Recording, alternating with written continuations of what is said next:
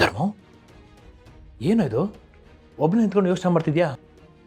ಅಲ್ಲಿ ನೋಡಿದ್ರೆ ಟೆನ್ಷನ್ ಮಾಡ್ಕೊಂಡು ಓಡಾಡ್ತಿದ್ದೆ. ಏನು ನೀನು ಹೆಂಗಂತ ಅನ್ಕೊಂಡ್ಬಿಟ್ಟಿದ್ಯಾ? ಲೇ, ಈಗ ತಾನೇ ಆಸ್ಪತ್ರೆಯಿಂದ ಬಂದಿದ್ಯಾ, ಏನಾದರೂ ಬೇಕಾದರೆ ನನಗೆ ಕೇಳೋ. ಅಲ್ಲ, ಅದು ನಮ್ಮ ದೇವಕಿನ ಎಲ್ಲಾದ್ರೂ ನೋಡಿದ್ಯಾ? ಏನಾಯ್ತು ಧರ್ಮ? ಇಲ್ಲ, ದೇವಕಿನ ಹುಡುಕ್ತಿದ್ದೆ, ಎಲ್ಲೂ ಕಾಣಿಸ್ಲಿಲ್ಲ. ಅದಕ್ಕೆ ಧರ್ಮ, ಜೀವದ ಗೆಳೆಯನಿಗೆ ಸುಳ್ಳು ಹೇಳ್ತಿದ್ಯಾ? ಇಲ್ಲ, ಅಂಥದ್ದೇನಿಲ್ಲ. ನಿನ್ನ ಮುಖ ನೋಡಿದ್ರೆ ಗೊತ್ತಾಗತ್ತೆ ಕಣೋ, ಏನೋ ಸಮಸ್ಯೆ ಇದೆ ಅಂತ. ಏನು ಹೇಳು? ಇಲ್ಲ ಕಣ, ಏನೂ ಆಗಿಲ್ಲ. ದೇವಕಿ ನೋಡಬೇಕು ಅಂತ ಅನಿಸ್ತಾ ಇದೆ ಅಷ್ಟೇ. ದೇವಕಿ ವಿಷಯದಲ್ಲಿ ನೀನೇನೋ ಮುಚ್ಚಿಡ್ತಿದ್ಯಾ, ಅದು ನನಗೆ ಗೊತ್ತು. ಆದರೆ ಅದೇನು ಅಂತ ನಾನು ಯಾವತ್ತೂ ಕೇಳಲ್ಲ ಬಿಡು. ಏನಿಲ್ಲ, ಎಲ್ಲ ಕಡೆಗೂ ಇರೋದೆ. ಯಾವಾಗಲೂ ಹೆಗಲು ಮೀರಿ ಬೆಳೆದ ಮಕ್ಕಳಿಗೂ ಅಪ್ಪನಿಗೂ ಇರೋ ಅದೇ ಗೊಂದಲ, ಅದೇ ಸಮಸ್ಯೆ. ನನಗೂ ದೇವಕಿಗೂ ಅಷ್ಟೇ, ಬೇರೆ ಏನಿಲ್ಲ. ಏನೂ ಆಗಲ್ಲ ಕಣೋ. ಈಗ ಸಮಸ್ಯೆ ಇದ್ದರೆ ಅದಕ್ಕೊಂದು ಪರಿಹಾರ ಇದ್ದೇ ಇರುತ್ತೆ. ನನ್ನಿಂದ ಏನಾದರೂ ಸಹಾಯ ಬೇಕಾದರೆ ಕೇಳು, ನಾನು ಮಾಡ್ತೀನಿ. ದೇವಿಕೆ ಮಾತನ್ನು ನಾನು ಅಬ್ಸರ್ವ್ ಮಾಡಿದೆ. ನಿನಗೂ ಅವಳಿಗೂ ಏನೋ ಮನಸ್ತಾಪ ಇದೆ. ದೇವಕಿ ನಿನ್ನ ಮೇಲೆ ಕೋಪ ಮಾಡ್ಕೊಂಡಿದ್ದಾಳೋ ಅಥವಾ ಅಸಮಾಧಾನ ಮಾಡ್ಕೊಂಡಿದ್ದಾಳೋ ಅಂತ ಗೊತ್ತಾಗ್ತಾ ಇಲ್ಲ. ಅಪ್ಪನ ಉದ್ದೇಶ ಮಕ್ಕಳಿಗೆ ಕೆಲವೊಂದು ಸಲ ತಪ್ಪಾಗಿ ಅರ್ಥ ಆಗೋ ಸಾಧ್ಯತೆಗಳಿರುತ್ತೆ. ನೀನು ಅದ್ರ ಬಗ್ಗೆ ಯೋಚನೆ ಮಾಡಬೇಡ. ನಿನ್ನ ಅರ್ಥ ಮಾಡ್ಕೊಳ್ತಕ್ಕೆ ನನಗೆ ತುಂಬ ಸಮಯ ಹಿಡಿತಪ್ಪ. ಮಗಳು ಅಂದಮೇಲೆ ಒಂದಷ್ಟು ಹಠ ಇರುತ್ತೆ, ಸದರ ಇರುತ್ತೆ, ಜೊತೆಗೆ ಸಲಿಗೆನೂ ಇರುತ್ತೆ. ಇದೆಲ್ಲ ಸೇರಿಕೊಂಡು ಒಂದು ಹಿಡಿಯಷ್ಟು ಕೋಪನೂ ಜಾಸ್ತಿ ಇರುತ್ತೆ. ಆದರೆ ಒಂದಲ್ಲ ಒಂದಿನ ನಿನ್ನ ಉದ್ದೇಶ ಸರಿ ಇದೆ ಅಂತ ಅವಳಿಗೆ ಅರ್ಥ ಆಗತ್ತೆ ಕಣೋ. ಆದಷ್ಟು ಬೇಗ ಹಾಗಾದರೆ ಸಾಕು ಅಂತ ಅನಿಸ್ತಾ ಇದೆ ಕಣೋ ನನಗೆ. ಮಗಳು ಮಾತಾಡದೆ ಮೌನವಾಗಿದ್ದಾಳೆ ಅನ್ನೋದು ಎಷ್ಟು ಕಾಡಿಸ್ತಾ ಇದೆ ಗೊತ್ತಾ ನನಗೆ. ಅರ್ಥ ಆಗತ್ತೆ ಕಣೋ ಧರ್ಮ. ನನ್ನ ತಂಗಿ ನನಗೆ ಮಗಳಿದ್ದಂಗೆ ಅಲ್ವೇನೋ. ಇಷ್ಟು ವರ್ಷ ಅವಳ ಜೊತೆ ಮಾತಾಡಲಿಲ್ಲ. ಆ ಸಂಕಟ ಏನು ಅನ್ನೋದು ನನಗೆ ಅರ್ಥ ಆಗಲ್ವೇನೋ. ನೀವಿಬ್ಬರು ಜಗಳ ಆಡ್ಕೊಂಡು ದೂರ ದೂರ ಇದ್ದು ಮೌನವಾಗಿದ್ರಿ. ಆದ್ರೆ ನಾನು ಒಂದೇ ಮನೇಲಿ ಇದ್ಕೊಂಡು ಪ್ರತಿದಿನ ಮುಖ ನೋಡಿಕೊಂಡು ಮೌನವಾಗಿದ್ದೀನಿ. ಈ ನರಕ ಯಾರಿಗೂ ಬೇಡ ಕಣೋ ನರಸಿಂಹ. ಧರ್ಮ, ಏನು ಯೋಚನೆ ಮಾಡಬೇಡ ಕಣ, ಎಲ್ಲ ಸರಿ ಹೋಗುತ್ತೆ. ದೇವಕಿ ಎಲ್ಲೂ ಹೋಗಿದ್ದಾಳೆ ಅಂತ ನಮಗಿನ್ನೂ ಗೊತ್ತಿಲ್ಲ ಅಲ್ವಾ? ಇಲ್ಲೆಲ್ಲೋ ಇರ್ತಾಳೆ, ಬರ್ತಾಳೆ. ನೀನೇನು ಯೋಚನೆ ಮಾಡಬೇಡ. ಸುಮ್ಮನೆ ಸರಿ ಹೋಗುತ್ತೆ.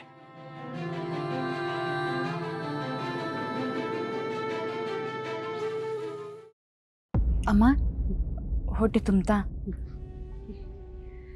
ಸರಿ, ಇವಾಗ ನೀವು ಎಲ್ಲಿಗೆ ಹೋಗಬೇಕು, ನಿಮ್ಮ ಮನೆ ಎಲ್ಲಿದೆ ಹೇಳ್ತೀರಾ? ನಮ್ಮ ಯಜಮಾನ್ರು ನಿಮ್ಮನ್ನು ಸೇಫಾಗಿ ಕರ್ಕೊಂಡೋಗಿ ಮನೆಗೆ ಬಿಡ್ತಾರೆ. ನಾನು ಅವ್ರನ್ನ ಕರ್ಕೊಂಡು ಬರ್ತೀನಿ, ಆಯಿತಾ? ನೀವು ಎಲ್ಲೂ ಹೋಗಬಾರ್ದು, ಇಲ್ಲೇ ಇರಬೇಕು. ಕೈ ತೊಳ್ಕೊಳ್ಳಿ. ನಾನು ಬೇಗ ಬರ್ತೀನಿ.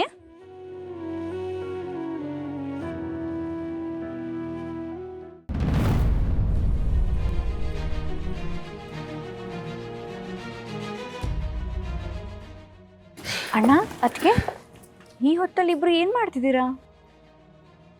ವೆಂಕಿಯವ್ರ ಅಮ್ಮಂದು ಒಂದೇ ಒಂದು ಫೋಟೋ ಇತ್ತಾ, ಅದು ನಾವು ಚರ್ಚ್ಗೆ ಹೋಗಿ ತಂದಿದ್ದು, ಕಳೆದೋಗ್ಬಿಡ್ತು. ಅಯ್ಯೋ, ಹೌದಾ? ಎಲ್ಲಿ ಕಳ್ಕೊಂಡ್ರಿ? ಅದು ನಾವಲ್ಲಿ ಮಾತಾಡ್ಕೊಂಡು ಕೂತಿದ್ವಾ, ಆಮೇಲೆ ನೋಡಿದ್ರೆ ಫೋಟೋನೇ ಇಲ್ಲ. ಪಾಪ ವೆಂಕಿ ಸಾನೆ ಸಂಕಟ ಮಾಡ್ಕೋತವ್ರೆ. ಅಯ್ಯೋ, ಯಾಕೆ ಇಷ್ಟೊಂದು ಯೋಚನೆ ಮಾಡ್ತಿದ್ದೀರಾ? ಒಂದು ಕೆಲಸ ಮಾಡಿ, ಚರ್ಚ್ ಫಾದರಿಗೆ ಫೋನ್ ಮಾಡಿ ಇನ್ನೊಂದು ಸಲ ಫೋಟೋ ಕಳ್ಸೋಕೆ ಹೇಳಿ. ಆವಾಗ ನೀವು ಪ್ರಿಂಟ್ ತಗೋಬೋದು. ಆ ಪ್ರಿಂಟೌಟು ನಿಮ್ಮ ಹತ್ರ ಇರುತ್ತೆ, ಫೋನಲ್ಲೂ ಫೋಟೋ ಇರುತ್ತೆ, ಅಷ್ಟೇ. ಅಯ್ಯೋ ಹೌದಲ್ವಾ, ನಂಗೆ ಕೊಳಿಲೇ ಇಲ್ಲ. ಈಗಲೇ ಮಾಡ್ತೀನಿ. ವೆಂಕಿ, ಫೋನ್ ಕೊಡು.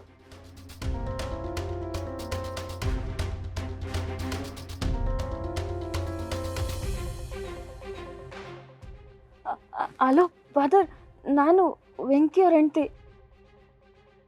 ನೀವು ವೆಂಕಿಯವ್ರ ಅಮ್ಮನ ಫೋಟೋ ಕೊಟ್ಟಿದ್ರಲ್ಲ, ಅದು ಕಳೆದೋಗ್ಬಿಡ್ತು. ವೆಂಕಿ ಸಾನೆ ಬೇಜಾರು ಮಾಡ್ಕೊಂಡವ್ರೆ. ನಿಮ್ಮ ಹತ್ರ ಇನ್ನೊಂದು ಫೋಟೋ ಇದ್ರೆ ಕಳಿಸ್ಕೊಡ್ತೀರಾ? ಸರಿ ಫಾದರ್. ವೆಂಕಿ ಕಳಿಸ್ತಾರಂತೆ. ನೋಡಿದ್ರಾ, ಸುಮ್ಮನೆ ಇಬ್ರು ಟೆನ್ಷನ್ ಮಾಡ್ಕೊಂಡಿದ್ರಿ. ಈಗಲಾದ್ರೂ ಖುಷಿಯಾಗಿರಿ. ಅದಕ್ಕೆ ಆ ದಿನ ಎಲ್ಲಾದ್ರೂ ನೋಡಿದ್ರಾ?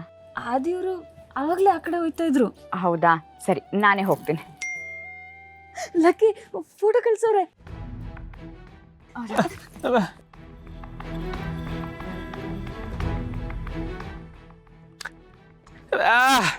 ವೆಂಕಿ ಇಲ್ಲಿ ನೋಡು, ಸಿಗ್ನಲ್ಲು ಸಿಗ್ತಾ ಇಲ್ಲ ಅನ್ಸ್ತದೆ. ನಾನು ಮಾಡ್ತೀನಿ, ಕೊಡು ಕೊಡು.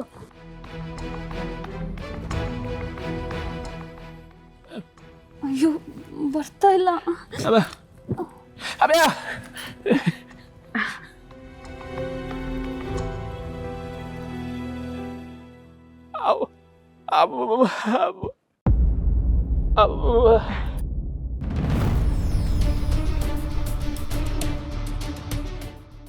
ಇವರು ನಿಮ್ಮಮ್ಮನ? ಹೌದು. ಅಯ್ಯೋ, ಇವ್ರು ಇಲ್ಲೇ ಇದ್ದಾರೆ. ನಾನೇ ನನ್ನ ಕಣ್ಣಾರೆ ನೋಡಿದ್ದೀನಿ. ಅವರು ಇಲ್ಲೇ ಅವರ? ಹೌದು, ಈಗ ತಾನೇ ಊಟ ಕೊಟ್ಟು ಬಂದಿದ್ದೀನಿ. ಲಕ್ಕಿ ಏನು ಹೇಳ್ತಾ ಇದ್ದೀಯ ನೀನು? ಬೇಕಾದ್ರೆ ನೀವು ನನ್ನ ಜೊತೆ ಬನ್ನಿ, ನಾನೇ ತೋರಿಸ್ತೀನಿ. ಅಮ್ಮ ಅಮ್ಮ ಇಲ್ಲೇ ಅವರಂತೆ.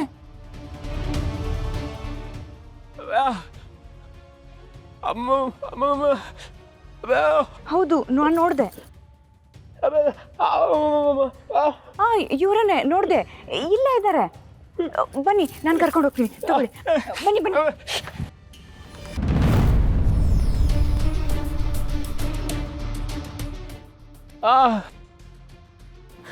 ಲಕ್ಕಿ ಆ ಫೋಟೋದಾಗಿದ್ರಲ್ಲ ಅವ್ರನ್ನೇ ನೋಡ್ದೆ ತಾನೇ?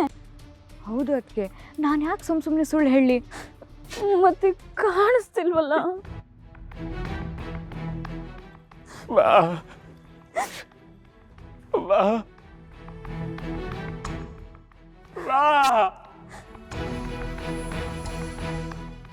ಅಣ್ಣ ಏನು ಆಯ್ತು? ಯಾಕೆ ಹೇಳ್ತಿದ್ಯಾ? ಅದು ಅದು ವೆಂಕಿ ಅವ್ರ ಎತ್ತಮ್ಮನ ಲಕ್ಕಿ ನೋಡಿದ್ಲಂತೆ. ಹೆತ್ತಮ್ಮನ? ಅಣ್ಣ, ನಿನ್ ಹೆತ್ತಮ್ಮ ಬದುಕಿದಾರಾ? ಲಕ್ಕಿ ಅವ್ರ ಹೆತ್ತಮ್ಮ ಯಾರು ಅಂತ ನಿಮಗೆ ಹೇಗೆ ಗೊತ್ತಾಯ್ತು? ಅದು ಮೊದಲು ನನಗೆ ಇವ್ರ ಅಮ್ಮ ಅಂತ ಗೊತ್ತಿರಲಿಲ್ಲ. ಯಾವುದೋ ಹೆಂಗಸು ಅಂತ ಒಳಗಡೆ ಕರ್ಕೊಂಡು ಬಂದ್ವಿ. ನಾನು ಆ ದಿನ ಇವರಿಗೆ ಊಟ ನೀರು ಕೊಟ್ವಿ. ಆದರೆ ಇವ್ರ ಫೋಟೋ ತೋರಿಸಿದ್ಮೇಲೆ ಗೊತ್ತಾಗಿದ್ದು ಇವ್ರ ಅಮ್ಮ ಅಂತ. ಫೋಟೋನ ಎಲ್ಲಿ ತೋರಿಸಿ? ಅವ್ರ